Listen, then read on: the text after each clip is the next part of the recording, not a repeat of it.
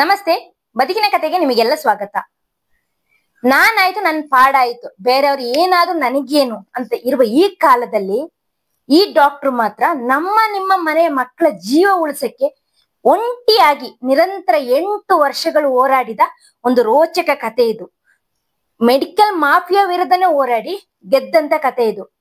ನಮಗೆ ಹುಷಾರಿಲ್ಲದಿದ್ದಾಗ, ಈ ಡಯೇರಿಯಾ ಬೇದಿ ತಳಿ ಬಂದಾಗ ನಾವು ಹಾಸ್ಪಿಟ್ಲಿಗೆ ಹೋಗ್ತೀವಿ. ನಮ್ಮ ಮಕ್ಕಳಿಗೆ ಬಂದಾಗಲೂ ನಾವು ಹಾಸ್ಪಿಟ್ಲಿಗೆ ಕರ್ಕೊಂಡು ಹೋಗ್ತೀವಿ.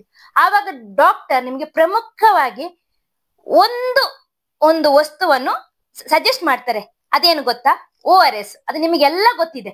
ORS ಕುಡೀರಮ್ಮ, ದಿನಕ್ಕೆ 2 ಪ್ಯಾಕೆಟ್ 2 ಲೀಟರ್ ನೀರಿಗೆ ಹಾಕಿ ಕುಡೀರಿ, ಒಂದೊಂದು ಪ್ಯಾಕೆಟ್ ಹಾಗೆಲ್ಲ ಹಾಕಿ ಕೊಡ್ತಾರೆ. ನಾವು ಕೂಡ ಅದನ್ನು ತಂದು ನೀರಿಗೆ ಹಾಕಿ ಕಲಿಸಿ ಕುಡಿತೀವಿ. ಅಲ್ಲದೆ ಇದು ಟೆಟ್ರಾ ಪ್ಯಾಕ್ ಗಳಲ್ಲಿ ಕೂಡ ORS ಸಿಗುತ್ತೆ. ಅದನ್ನು ಕೂಡ ನಾವು ಮಕ್ಕಳಿಗೆ ಸ್ವಲ್ಪ ಟಯರ್ಡ್ ಅನ್ಸಿದಾಗಲ್ಲ, ಏನು ಇದು ಜ್ಯೂಸ್ ಅಲ್ಲ, ಹೆಲ್ದಿ ಜ್ಯೂಸು, ಮಕ್ಕಳ ಆರೋಗ್ಯಕ್ಕೆ ಒಳ್ಳೇದು ಅಂತ ಹೇಳ್ಬಿಟ್ಟು ಹುಷಾರಿಲ್ಲದಿದ್ದಾಗ ಅವ್ರಿಗೆ ತೆಗೆದು ಕೊಡ್ತೀವಿ. ಆದ್ರೆ ಆ ರೀತಿ ಕೊಡುವ ಆ ತಂಪು ಪಾನೀಯ ಇದೆಯಲ್ಲ, ಆದ್ರೆ ನಮ್ಮ ಮಕ್ಕಳ ಜೀವಕ್ಕೆ ತುಂಬಾನೇ ಅಪಾಯಕಾರಿಯಾಗಿತ್ತು.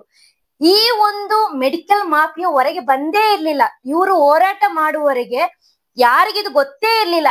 ಎಲ್ಲರೂ ಅವ್ರು ಏನು ನಮ್ಗೆ ಆ ಟೆಟ್ರಾ ಪ್ಯಾಕ್ ಗಳಲ್ಲಿ ಸಿಕ್ತಿತ್ತೋ ಅದು ತುಂಬಾ ಒಳ್ಳೇದು ಅಂತ ಹೇಳ್ಬಿಟ್ಟು ನಾವು ಖರೀದಿ ಮಾಡಿ ನಮ್ಮ ಮಕ್ಳಿಗೆ ಕೊಡ್ತಾ ಇದ್ವಿ. 100ರಲ್ಲಿ 13 ಮಕ್ಕಳು ಈ ಕಾರಣಕ್ಕೇನೆ ಸಾವನ್ನಪ್ಪುತ್ತಿದ್ರಂತೆ. ಶಾಪ್ಗಳಲ್ಲೆಲ್ಲ ಹೋದ್ರೆ ಈ ORS ಪ್ಯಾಕೆಟ್ ಸಿಕ್ತಿತ್ತು. ಆದ್ರೆ ಇನ್ನು ಮುಂದೆ ಎಲ್ಲಿಯೂ ಈ ORS ನಿಮಗೆ ಸಿಗಲ್ಲ. ಕಾರಣ ಅದನ್ನು ಬ್ಯಾನ್ ಮಾಡಲಾಗಿದೆ. ಇದಕ್ಕೆ ನಿರಂತರವಾಗಿ ಹೋರಾಟ ಮಾಡಿದವರು ಡಾಕ್ಟರ್ ಶಿವರಂಜನಿ ಸಂತೋಷ್. ಇವರು ಹೈದರಾಬಾದ್ ನಲ್ಲಿ ಡಾಕ್ಟರ್ ಆಗಿ ಕೆಲಸ ಮಾಡ್ತಾ ಇದ್ದಾರೆ, ಪೀಡಿಯಾಟ್ರಿಷಿಯನ್. ಇವರಿಗೆ ಈ ಒಂದು ಏನು ಈ ORS ಟೆಟ್ರಾ ಪ್ಯಾಕ್ ಎಷ್ಟು ಆಘಾತಕಾರಿ ಅನ್ನೋ ಒಂದು ಅಂಶ ತಿಳಿದು ಬರ್ತಿದ್ದಂತೆ. ಅವರು ಅಂದ್ರೆ ORS ಅನ್ನೋದು ಒಂದು ತುಂಬಾ ಒಂದು ಒಳ್ಳೆ ಒಂದು ಪಾನೀಯ. ORS ಹಾಕಿ ಕಲಸಿಕೊಟ್ರೆ ಈ ಬೇದಿ ಎಲ್ಲ ತಕ್ಷಣ ನಿಲ್ಲುತ್ತೆ. ಅದು ಅಷ್ಟು ಒಂದು ಜನರ ಜೀವ ಉಳಿಸುವಂತ ಒಂದು ಎಂತ ಮೆಡಿಸಿನ್ ಅಂತಾನೆ ಹೇಳ್ಬೋದು.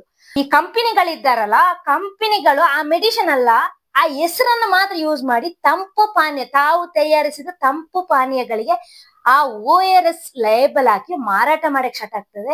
ಇದರಿಂದ ಸರ್ಕಾರಕ್ಕೂ ಕೋಟ್ಯಾಂತರ ರೂಪಾಯಿ ಲಾಭ ಬರುತ್ತೆ, ಕಂಪನಿಗಳು ಕೋಟ್ಯಾಂತರ ರೂಪಾಯಿ ಗಳಿಸ್ತದೆ. ಇವೆಲ್ಲ ವಿಷಯ ಎಲ್ಲ ಡಾಕ್ಟರ್ಗಳಿಗೂ ಗೊತ್ತಿದೆ. ಆದ್ರೆ ಯಾರು ಇದರ ಬಗ್ಗೆ ಧ್ವನಿ ಎತ್ತಲ್ಲ.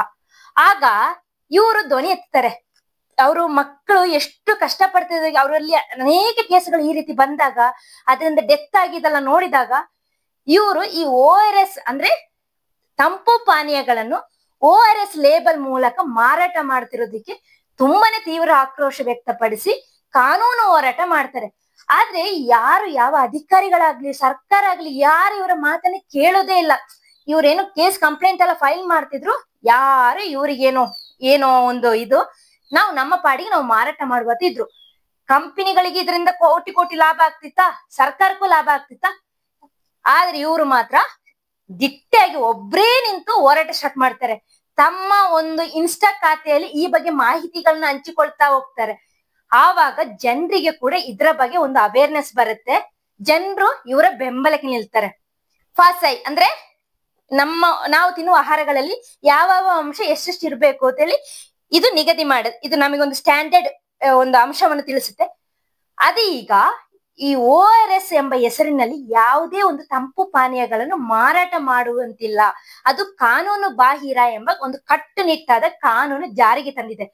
ಇದು ತಂದ ತಕ್ಷಣ ಪಾಪ ಅವರು ಆ ಡಾಕ್ಟರ್ ಹತ್ತುಕೊಂಡು ಗೆದ್ದಿದ್ದೀವಿ, ಎಷ್ಟೋ ಮಕ್ಕಳ ಜೀವ ಇದರಿಂದ ಉಳಿಯುವಂತಾಯ್ತು, ನಾವು ಗೆದ್ದಿದ್ದೀವಿ ಅಂತ ಹೇಳಿ ಅವ್ರು ಹತ್ತುಕೊಂಡು ವಿಡಿಯೋ ಮಾಡೋದು ನೋಡುವಾಗ ಸಮಾಜದ ಮೇಲೆ, ಅದು ಮಕ್ಕಳ ಮೇಲೆ ಅವರಿಗಿರುವ ಕಾಳಜಿ ಅದರಲ್ಲಿ ಸ್ಪಷ್ಟವಾಗಿ ಕಾಣುತ್ತೆ. ಈಗ ಯಾವುದೇ ಕಂಪನಿಗಳು ಅದ್ರಲ್ಲಿ ಏನಂದ್ರೆ ಶುಗರ್ ಕಂಟೆಂಟ್ ತುಂಬಾನೇ ಜಾಸ್ತಿ ಇತ್ತಂತೆ. ಆಕ್ಚುಲಿ ನಾವೇನು ತಂಪು ಪಾನೀಯಗಳು ಜ್ಯೂಸ್ಗಳನ್ನೆಲ್ಲ ಅದಕ್ಕೆ ಕೊಡ್ತೀವಲ್ಲ, ಇದು ಅದ್ರಂತೆನೆ ಇರ್ತಿತ್ತು. ಆದ್ರೆ ಇದ್ರ ಲೇಬಲ್ ಮಾತ್ರ ಕಂಪನಿಗಳು ORS ಹಾಕಿ ಮಾರಾಟ ಮಾಡ್ತಿತ್ತು. ನಮಗೂ ಗೊತ್ತಿರ್ತಿರ್ಲಿಲ್ಲ. ನಾವುಗಳು ಹೋಗಿ ನಮ್ಮ ಮಕ್ಳಿಗೆ ಹುಷಾರಿಲ್ಲದಿಲ್ಲ, ಬೇದಿ ಆಯ್ತು, ತುಂಬಾ ವಿಪರೀತ ಬೇದಿ ಆಗ್ತಿದೆ ಅಂದ್ರೆ ಪ್ಯಾಕೆಟ್ ತಂದು ಕೊಡಕ್ಕೆ ಸ್ಟಾರ್ಟ್ ಮಾಡ್ತೀವಿ.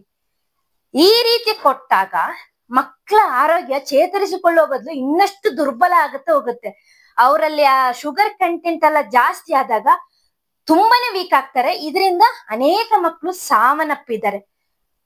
ಇದನ್ನು ಮನಗಂಡ ಇವರು ನಿರಂತರವಾಗಿ ಹೋರಾಟ ಮಾಡಿ ಈಗ ಈ ORS ಎಂಬುದು ಬ್ಯಾನ್ ಆಗಿದೆ. ನಿಮ್ಗೆ ಈಗ ಯಾವುದೇ ಮೆಡಿಕಲ್ ಶಾಪಿಗೆ ಹೋಗಿ, ಎಲ್ಲಿಗೆ ಹೋಗಿ, ನಿಮ್ಗೆ ಈ ORS ಟೆಟ್ರಾ ಪ್ಯಾಕ್ಸ್ ಲಭ್ಯವಿಲ್ಲ. ಆ ಮಾರಾಟ ಮಾಡ್ತಿದ್ರೆ ಅವರಿಗೆ ಶಿಕ್ಷೆ ಆಗತ್ತೆ. ಅದಕ್ಕೆ ಹೇಳೋದು, ಒಬ್ರು ನಿಂತ್ರೆ ಏನು ಸಾಧ್ಯ ಅಂತ ನಾವು ಕೆಲವೊಮ್ಮೆ ಏನೋ ಒಂದು ಒಳ್ಳೆ ಕಾರ್ಯಕ್ಕೆ ಹೋಗಾಗ ಯೋಚನೆ ಮಾಡ್ತೀವಿ. ಇವು ಒಬ್ಬರಿಂದ ಏನ್ ಮಾಡಕ್ಕೆ ಸಾಧ್ಯ ಅಂತ. ನಮ್ಮ ಉದ್ದೇಶ ಚೆನ್ನಾಗಿದ್ರೆ, ನಮ್ಮ ಉದ್ದೇಶ ಸರಿಯಾಗಿದ್ರೆ ನಮ್ಮಿಂದ ಎಲ್ಲವೂ ಸಾಧ್ಯ ಆಗುತ್ತೆ. ನಾವು ಮುನ್ನಡಿತಾ ಇದ್ರೆ ಒಂದಿಷ್ಟು ರಾಶಿ ಬೆಂಬಲಗಳು ಸಿಗತ್ತಾ ಹೋಗುತ್ತೆ. ನಾವು ಅದ್ರಲ್ಲಿ ಗೆಲ್ತೀವಿ ಅನ್ನೋದಕ್ಕೆ ಈ ಡಾಕ್ಟರ್ ಶಿವರಂಜಿನಿ ಸಂತೋಷ್ ಮ್ಯಾಮ್ ಅವರೇ ಒಂದು ಬೆಸ್ಟ್ ಎಕ್ಸಾಂಪಲ್. ಇವರ ಒಂದು ಸೇವೆಯನ್ನು ಈಗ ಎಲ್ಲರೂ ಕೊಂಡಾಡ್ತಾ ಇದ್ದಾರೆ. ಡಾಕ್ಟರ್ಗಳು ಜನರ ಜೀವ ಉಳಿಸುವಂತವರು. ಹಾಗಾಗಿ ನಾವು ಅವ್ರನ್ನ ದೇವರ ಸ್ಥಾನದಲ್ಲಿ ನೋಡ್ತೀವಿ. ಅದೇ ಕೆಲವೊಮ್ಮೆ ಏನಾಗುತ್ತೆ, ಲಾಭಕ್ಕಾಗಿ ಮತ್ತೇನೋ, ಇದೀಗ ಕಾಫ್ ಸಿರಪ್ ನೋಡಿ, ಎಲ್ಲರಿಗೂ ಗೊತ್ತಿತ್ತು ಆ ಕಾಫ್ ಸಿರಪ್ ಎಷ್ಟು ಡೇಂಜರಸ್ ಅಂತ. ಆದ್ರೂ ಕೂಡ ನಾವು ನಮ್ಮ ಮಕ್ಕಳಿಗೆ ಕಾಫ್ ಸಿರಪ್ ಕೊಡ್ತಾನೆ ಇದ್ವಿ. ಈಗ ಅದು ಕಾಫ್ ಸಿರಪ್ ಕೂಡ ಕೊಡಬಾರ್ದು ಅಂತೇಳಿ ಬಂದಿದೆ. ಈಗ ಈ ORS ಕೂಡ ಹಾಗೇನೆ. ನಮಗೆ ಇದು ಡೇಂಜರ್ ಅಂತ ಗೊತ್ತೇ ಇರ್ಲಿಲ್ಲ, ತುಂಬಾ ಹೆಲ್ತಿ ಅಂತೇಳಿ ಕೊಡ್ತಾ ಇದ್ವಿ. ಅವರ ವಿಡಿಯೋದಲ್ಲಿ ಈ ORS ಹೇಗೆ ನೀವೇ ಮಾಡ್ಬೋದು ಎಂಬುದನ್ನ ಹೇಳಿದರೆ, ಅದನ್ನ ಮುಂದಿನ ವಿಡಿಯೋದಲ್ಲಿ ತಿಳಿಸ್ತೀನಿ.